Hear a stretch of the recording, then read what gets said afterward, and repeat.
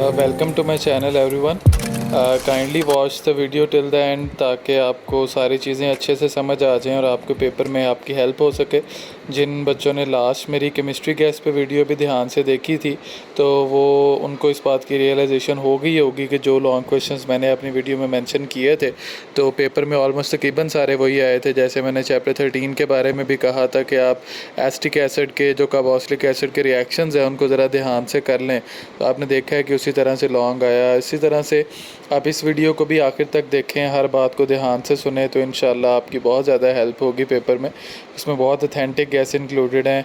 पहले मैं आपको बोर्ड की पेयरिंग पे थोड़ी सी बात कर लेंगे, उसके बाद फिर मैं मेरी जो प्रेफरेंस है, रिकमेंडेशन है, वो आपको बता दूंगा और लास्ट पे गैसें हैं। और ये वीडियो बनाने का मकसद सिर्फ ये होता है कि जो लॉन्ग मैं आपको बता रहा हूँ तो वो आप ज़रा ध्यान से एक दफ़ा उनको अच्छी तरह से पढ़ लें, क्योंकि ये रेस की तरह ही होता है कि जैसे आपने लास्ट पे सारी एनर्जी लगानी होती है।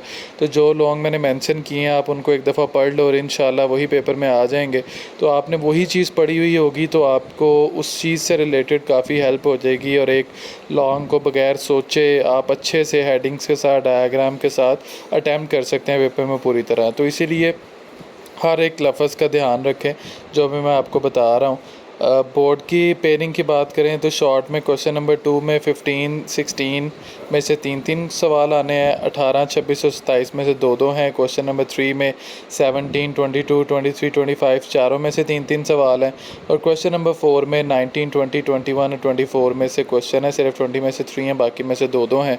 अब इसमें अंडरस्टैंडिंग, नॉलेज और एप्लीकेशन बेस्ड क्वेश्चंस का बड़ा रोल है, तो इनसे आपने घबराना नहीं है। ये बड़े सिंपल से क्वेश्चन है, बोर्ड में पहले भी इस तरह के क्वेश्चन आते रहे हैं। तो जैसा भी क्वेश्चन आ जाए आपको, नॉलेज वाले तो सिंपल होते हैं, अंडरस्टैंडिंग और एप्लीकेशन बेस्ड कॉन्सेप्चुअल होते हैं। कॉन्सेप्चुअल से बच्चे घबरा जाते हैं, आपने घबराना नहीं है इससे। आपने सिर्फ जो भी मेन बात हो रही है ना उस बात को अपने वर्ड में डिस्क्राइब करना है। वो चीज़ें बुक में उसी तरह से लिखी हुई होती हैं। डेफिनेशन का सिर्फ एक वो आपके माइंड से खेल रहा है, उसने स्टेटमेंट चेंज की है, आंसर वही है, क्वेश्चन चेंज है। तो इसलिए उनसे घबराना नहीं, अच्छे से अटैम्प्ट करने की कोशिश करनी है। यही बात सेम लॉन्ग में भी है।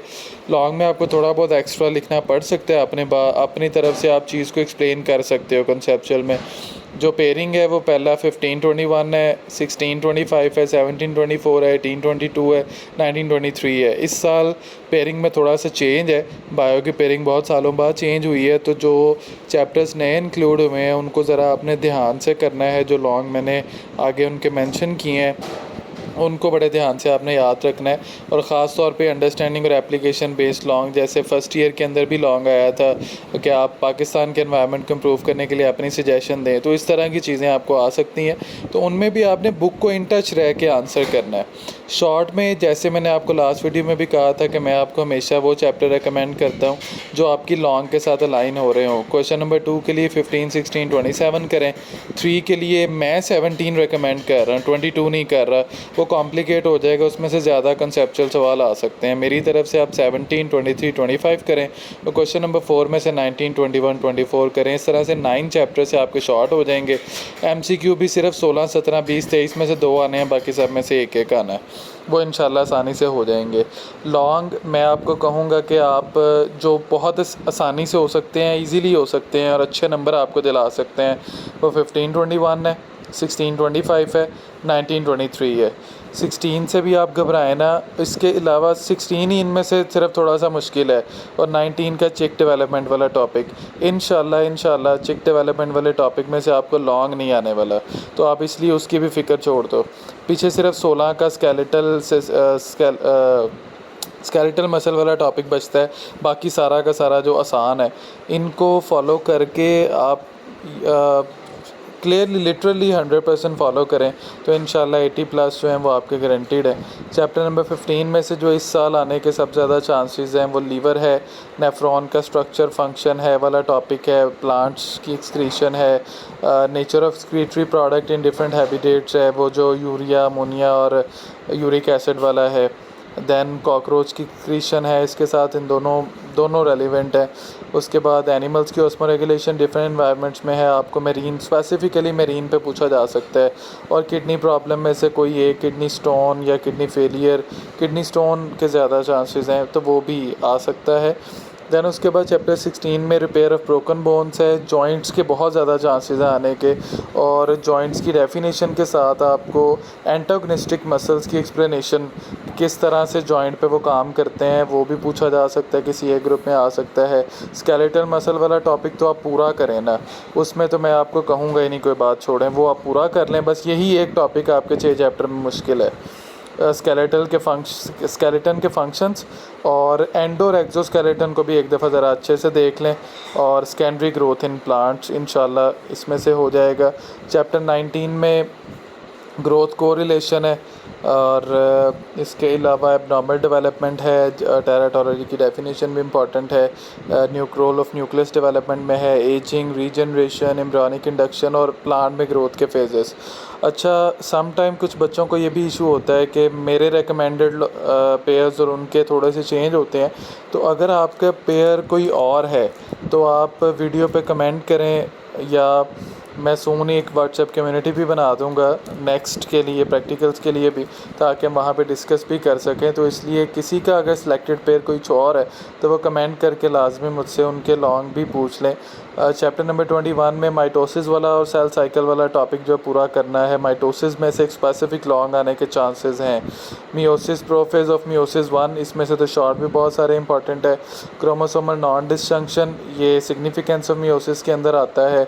एपोप्टोसिस और नेक्रोसिस, और लास्ट पे साइटोकाइनेसिस। ये इस तरह से पूछा जाएगा कि सेंट्रियोल का क्या रोल है एनिमल्स में, और प्लांट में साइटोकाइनेसिस कैसे होती है। चैप्टर नंबर 23 क्योंकि फर्स्ट काफ़ी देर के बाद इंक्लूड हुआ है, 21 भी। 23 में से रिकम्बिनेंट डीएनए टेक्नोलॉजी के जो पॉइंट्स है उसमें से कुछ पॉइंट आ सकते हैं। पीसीआर बहुत इंपॉर्टेंट लॉन्ग है। पीसीआर और जीन थेरेपी काफ़ी ज़्यादा इंपॉर्टेंट है। डीएनए फिंगरप्रिंटिंग, और आप इसे यूज़ कहाँ पे करते हो, ख़ास ये एप्लीकेशन बेस्ड इसमें से आना है। तो इस चीज़ का कि डीएनए फिंगरप्रिंटिंग का एप्लीकेशन रियल लाइफ में क्या है, पीसीआर की क्या है, जीन थेरेपी की एप्लीकेशंस, टिशू कल्चर की टेक्निक्स और उसकी एप्लीकेशंस, जीन सीक्वेंसिंग आप कैसे करते हो, सैंगर मेथड वगैरह, वो एप्लीकेशन बेस्ड क्वेश्चन के लिए इंपॉर्टेंट है। 25 में से नाइट्रोजन साइकिल है, सक्सेशन के फेजेज़ हैं, और इकोसिस्टम में एनर्जी कैसे फ़्लो करती है, इकोसिस्टम की डेफिनेशन, उसके कंपोनेंट, और इन्वायरमेंट की क्या डेफिनेशन है, और इन्वायरमेंट अपने रहने वाले जो कंपोनेंट्स है, बायोटिक फैक्टर्स हैं, उनको क्या क्या सप्लाई करता है। जैसे हमें आपको पता है हमें सब कुछ तो इन्वायरमेंट से मिलता है, तो ये सेकंड पार्ट आपने ख़ुद से एक्सप्लेन करना है कि इन्वायरमेंट से जो भी चीज़ें आपको मिल रही हैं, पानी हो गया, मिनरल्स हो गए, जो सब कुछ जो भी है, हवा होगी, वो सारा आपको एनवायरनमेंट से मिल रहा है, वो आप एक्सप्लेन करोगे। मेरे इंशाल्लाह बहुत सारे प्रोजेक्ट ऑन ड्यू हैं जिसमें मैं स्पेसिफ़िकली यूथ के प्रॉब्लम्स को लेके ऐसी चीज़ें डिस्कस करूंगा जो पहले और आपको किसी चैनल पे नहीं मिलेंगी। तो इसलिए आप चैनल को लाजमी सपोर्ट करें, जिन्होंने अभी तक सब्सक्राइब नहीं किया वो करें, अपने दोस्तों को, फैमिली मेम्बर्स को लाजमी रिकमेंड करें, और काइंडली सपोर्ट करें। इंशाल्लाह इससे आपको काफ़ी ज़्यादा फ़ायदा मिलेगा, इस बात की गारंटी है। और अभी भी ये मेरे गैसेस को आप फॉलो करते रहें तो आपके पेपर्स भी काफ़ी अच्छे रहेंगे। Thank you so much for watching the video. किसी का और भी कोई रेलिवेंट क्वेश्चन हो तो वो कमेंट सेक्शन में मुझसे पूछ सकता है। अल्लाह हाफ़िज़।